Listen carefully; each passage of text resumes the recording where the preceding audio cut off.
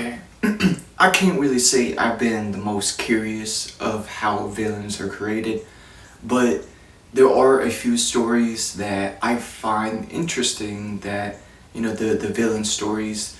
I'm a big Marvel fan, and, I like, pretty much all Marvel, not all of it, but most of Marvel, because I feel like they take inspiration from all religions and all mythologies, and I don't know, something about that, about combining stories from all cultures and, from all history, and just creating a, Marvel universe full with Norse mythology. You have Christianity, and then it also goes into, scientific stuff, like, with Tony Stark and, them getting into time travel and exploring the science fiction part, mixing in like science fiction, like time travel and teleportation, and obviously you got the superpowers, and then you have Moon Knight, which I think is like, takes inspiration from Egyptian gods, and Marvel. I just, something about clashing all religions and all mythologies and all cultures. I just find it very interesting, and they do a better job than DC, and I feel like that's why I like Marvel more. Which there's other reasons. My favorite superhero being Spider-Man.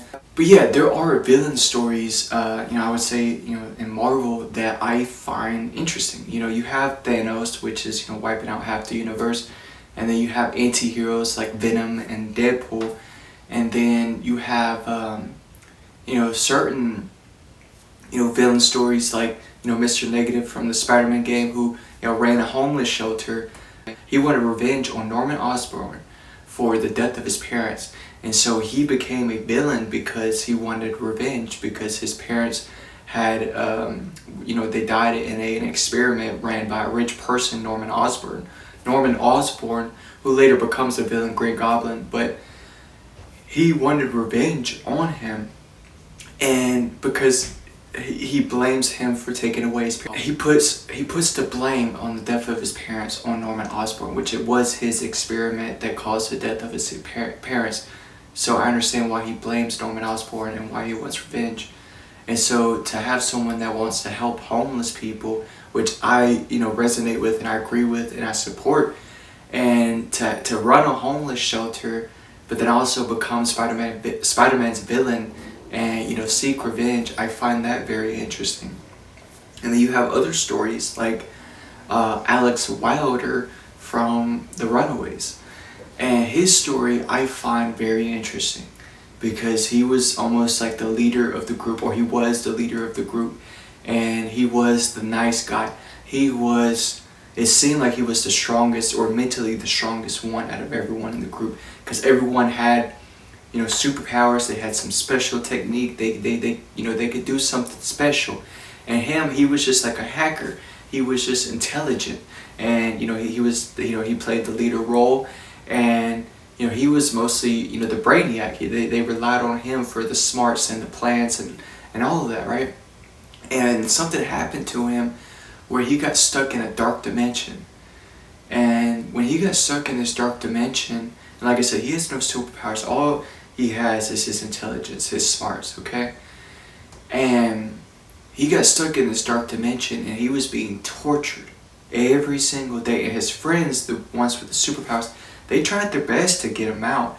They had to, first of all, they had to create a portal to be able to go into the dark dimension. They had to do, a lot of hurdles and a lot of steps to be able to save him from the dark dimension. But he was in the dark dimension. First of all, time moves differently in the dark dimension than it does in the actual world.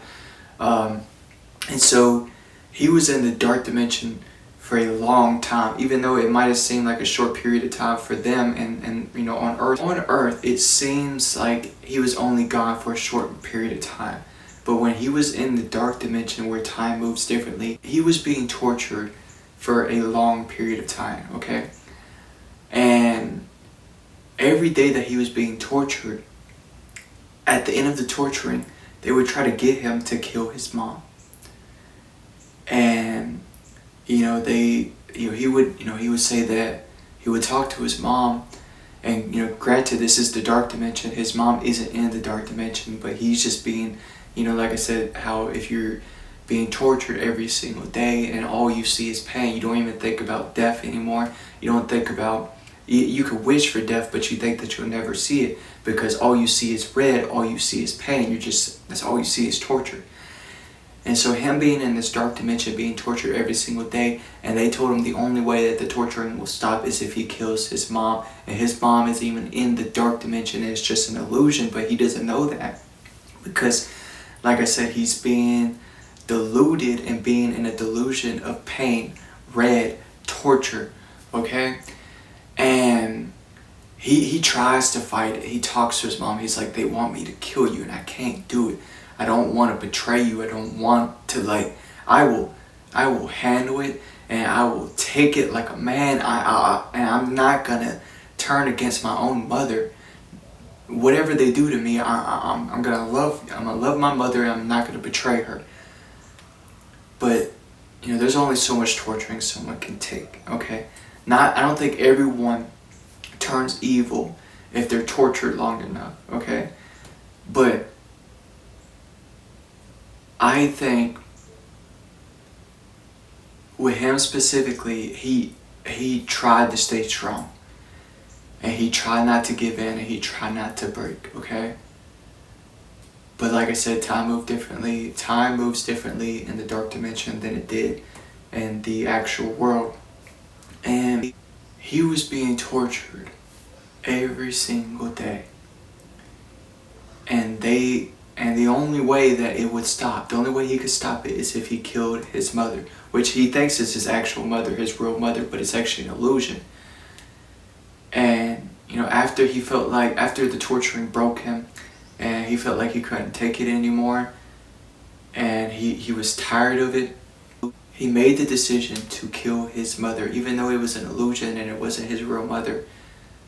He was tired of the torture. He wanted the torture to be stopped. He had enough, and it broke him. So he was tortured until he killed his mother, until he turned evil. Okay? And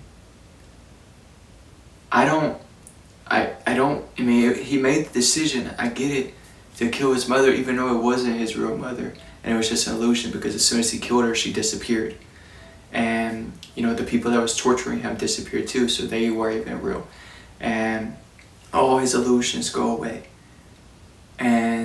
But his decision to kill his mother, who he thought was his real mother, didn't go away from his memories. Okay? And now he has to live with that decision, even though he didn't kill his real mother and it was only an illusion. He still thought it was his real mother. He still thought that he made the decision to kill her, and he thought that he killed her. And so the decision of killing his real mother was there, even though it wasn't his real mother. So he made a real decision. And now he has to live with that. And he is traumatized with that for the rest of his life, okay? And he tries to get over it and not to think about it. And he when his team and his friends come in to rescue him, he already made the decision, and they didn't see what he went through. I'm sure they could tell he was traumatized, and he was suffering, but they don't know that he made a decision to kill his mother so that the suffering would stop, that it broke him. And so now he doesn't really talk about what happened. He tries to keep it to himself, but he tries to pretend to be the Alex Wilder that they all knew, and tries his best to be that brainiac, that super smart, nice guy, the leader of the team, and tries to play that role again. But it's different because he made a dark decision to kill his mother, and he's trying not to think about it. He's trying his best to keep it a secret and not to think about it, and to pretend that it didn't happen, but it did happen. Even though he tries his best to ignore it and pretend it didn't happen, it still happened. And it's still in his memories, and he can't forget it, okay? And so something seems off, but he can't quite put his finger on it. And I don't think his friends know because they just wanted to rescue him. They know that he came from a dark dimension, but they didn't know what he went through. They didn't know what he did, and so they just saw him as his friend, and not for what he did. And he played along, and he kept being the friend because I'm sure he did see them as friends, but he was no longer the same person that they knew him as. But he didn't really talk about it, and they didn't get to see the other side of him, and he didn't really show it. And because he suppressed it and tried to hide it and bury those memories of killing his mother deep down inside, eventually later on, years into the future, he becomes a villain. And he gets access to time traveling technology, which I think is like gravity, some kind of gravity warping device or whatever, like some kind of watch, but he gets access to time travel. And they don't know, I don't think they ever found out what exactly made him become a villain, because he got access to time travel. And future Alex Wilder time traveled back into the present moment, like probably right after the events of him killing his fake mother. But his future version of himself time travels to the present moment to try to kill his friends. And now his friends are looking at him as a villain, as evil, as someone that's trying to kill them, and they don't even know why. They don't know what they did, but they don't even know who this Alex is. And so they have this present moment Alex, who, like I said, they don't even know that he made a decision to kill his mother, and they don't know what he went through in the dark dimension.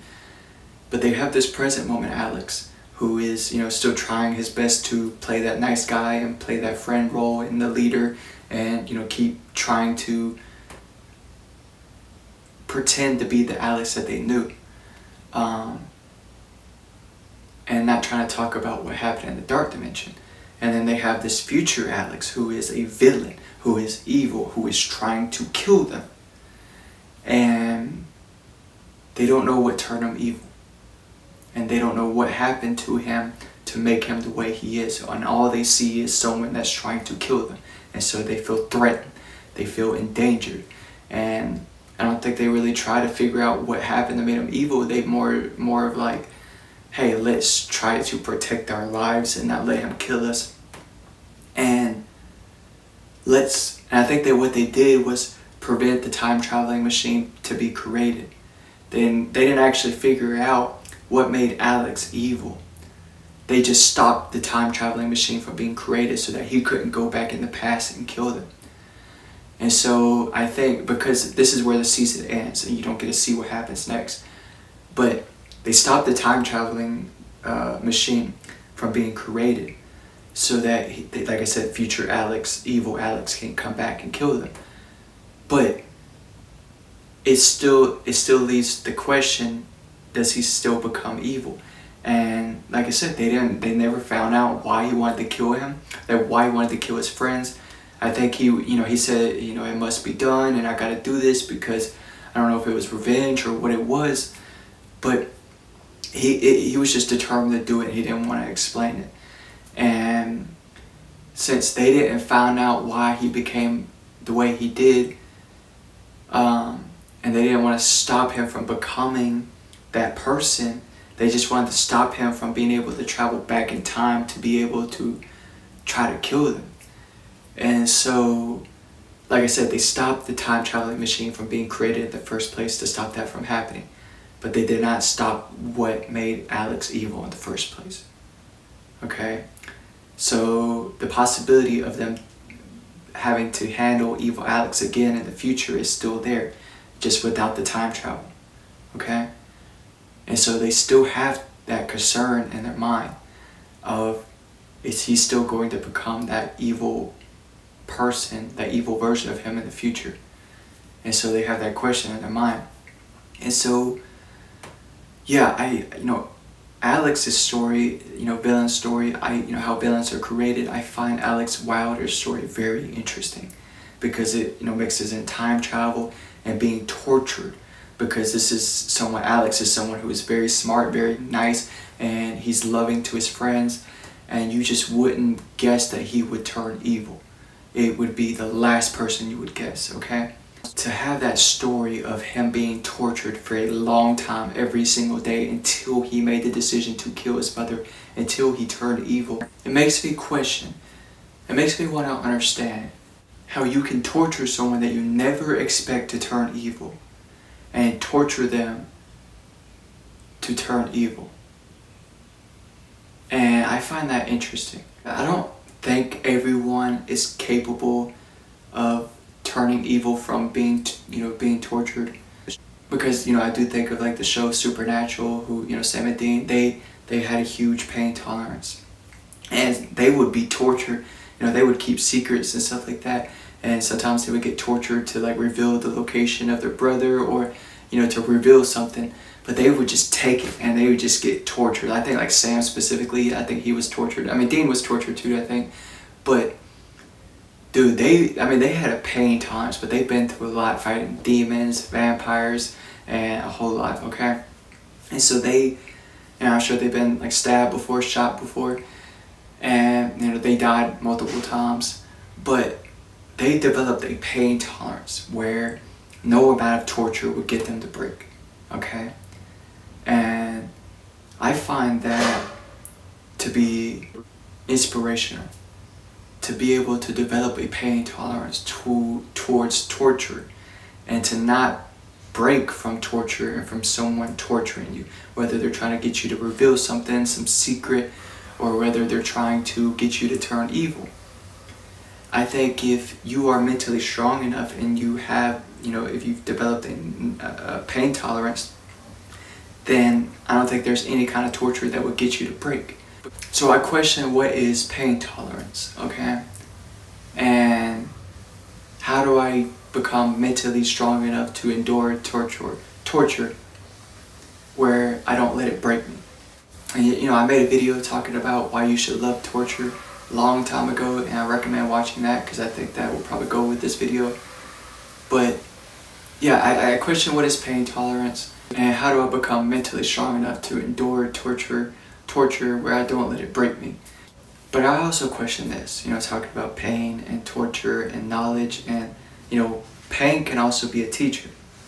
And so yeah, you can have a negative view of pain, but pain can be useful in terms of, like, if I touch fire and it burns my hand, that means to not touch fire again, because I touched fire, I felt pain, it's like, oh, that's hot, that hurt, so I'm not going to touch it again because I want to avoid that hurt, I want to avoid that pain. I don't see why I would touch fire again. So I learned my lesson that touching fire brings me pain, and pain taught me that lesson to not touch fire again. So I think pain can be a teacher, and pain can, teach lessons, okay?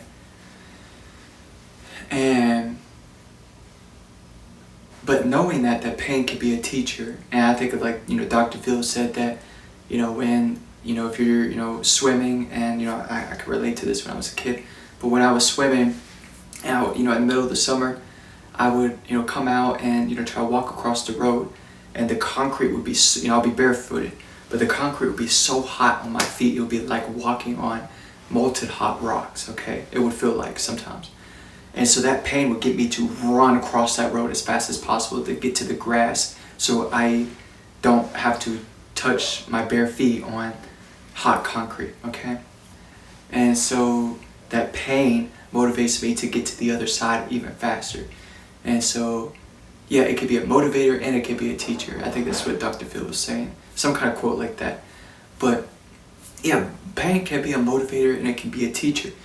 And so, like learning not to touch fire again, because fire burns you, it hurts, it's hot, okay? So avoid touching fire, which is the lesson learned from burning myself from touching fire, okay? From pain. But the question, from that, a question that comes to mind is, What if the key to very important knowledge was in the midst of a blazing fire? And you needed that very important knowledge. But like I said, pain teaches lessons. So touch fire, feel pain, don't touch fire again. But what if the key to very important knowledge was in the midst of a blazing fire and you needed that very important knowledge? Okay? So do you force yourself to go in pain, put yourself in pain after you learn a lesson to avoid touching fire because of pain? But you do that, you force yourself to go into pain and feel pain and touch fire to grab a key to very important knowledge, okay, that you need. Alright? Now that's a riddle, but it just makes you question pain even more. That pain can teach you a lesson. Pain can be a teacher and teach you a lesson. We learn from our pain so that we can avoid that pain in the future. Alright? But like I said, what if you choose not to avoid the pain, but to embrace it so that you can grab the key to very important knowledge? Okay? And so it's kind of almost like reverse psychology, because you're not supposed to touch fire because it's hot, it burns you. You know this, you learned this from pain in the past. So you avoid touching fire to avoid feeling that pain in the future. But like I said, what if the key to very important knowledge was in the midst of that blazing fire and you had to put your hand in that fire and in pain to grab that key to important knowledge that you need? So it's like that lesson that you learned to not touch fire to avoid pain, you had to unlearn it so that you can grab even more important knowledge.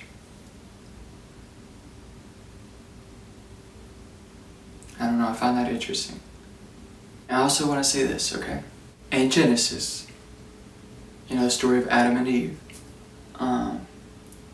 the only rule that God gave Adam and Eve was to not eat the fruit of forbidden knowledge, or to eat the forbidden fruit of good and evil.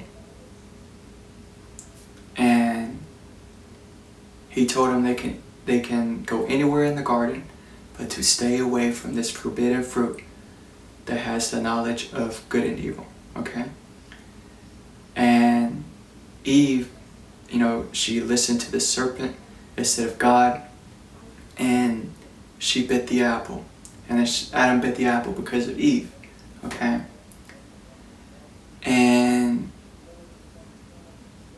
I think of that story. I think I've read it maybe one time.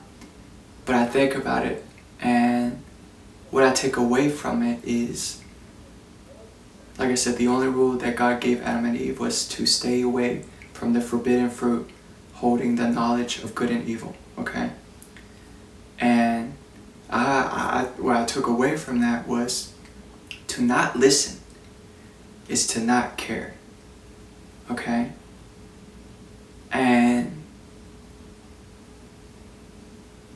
by choosing not to listen means you don't care.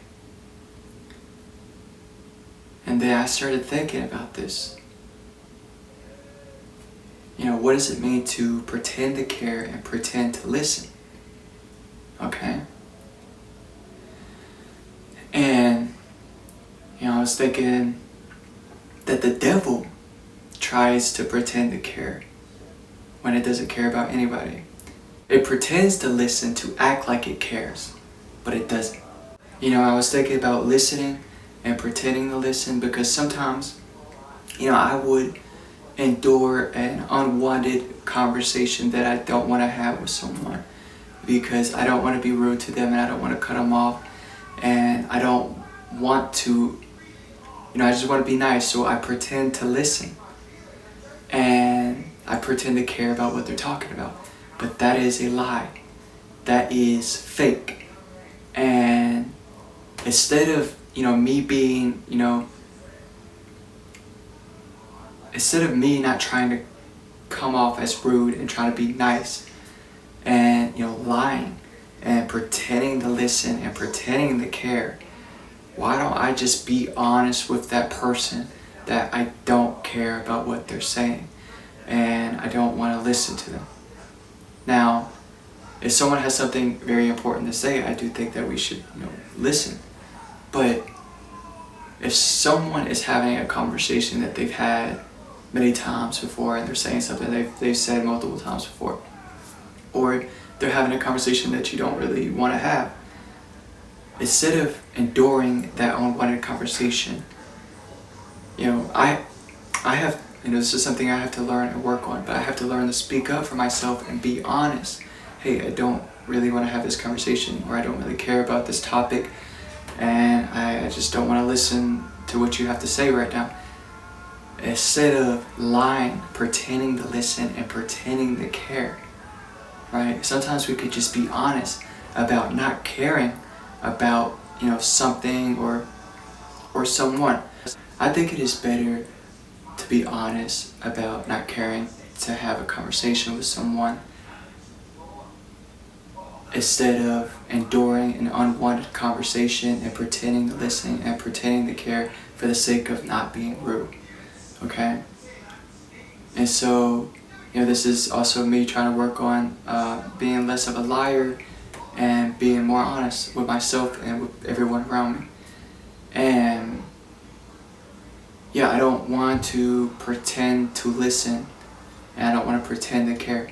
So I think the best case scenario is for me to just be honest when I don't care to talk about something, or I don't care to listen, instead of pretending. Okay? We shouldn't force ourselves to endure unwanted conversations. And also about speaking up for myself and being honest about my emotions.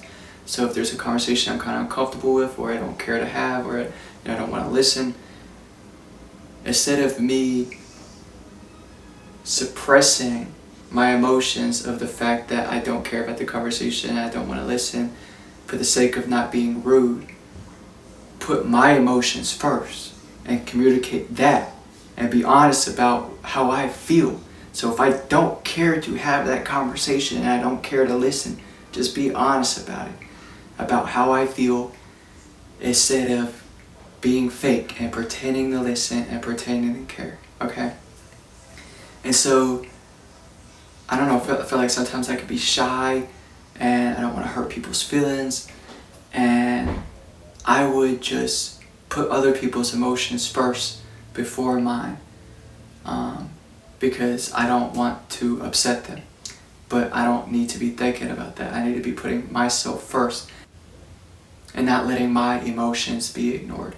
And, just working on being fully honest with how I feel, and, fully communicating my emotions. But I also think that we could work on being better listeners in terms of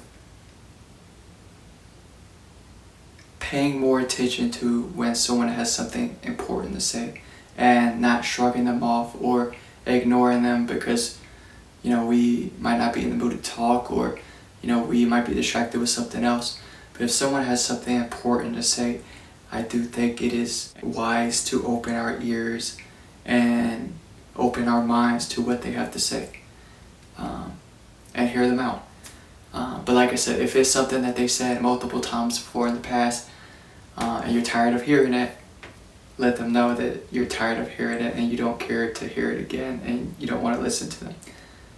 But, being honest about your emotions. The boy who cried wolf. You could think of that story of this boy who, it's like, hey, this wolf is coming, we gotta get the sheep, protect the sheep and all that stuff. But the wolf never came. And eventually this boy came, he kept pretending and kept making it up every time and making up the story and pretending the wolf was coming or the wolf was there, but it wasn't. And so he was lying and people took him serious and they listened to him at first. And then when the wolf actually came and he came to tell everyone, hey, the wolf is here and we need to protect the sheep, his word didn't mean anything because he kept lying and nobody wanted to hear him and nobody wanted to listen to him, even though he had something important to say. So you don't want to be like the boy who cried wolf. And yeah, I would say learn how to listen to people when they have something important to say, but also learn to be honest when you don't care to listen to what someone has said many times before. So the lesson is, learn how to listen when someone has something important to say, but also learn how to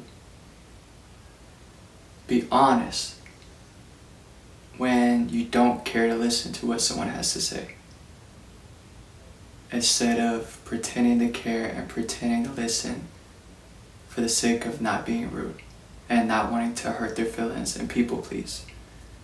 Learn how to listen to someone when they have something important to say, but also learning how to be honest when you don't care to listen.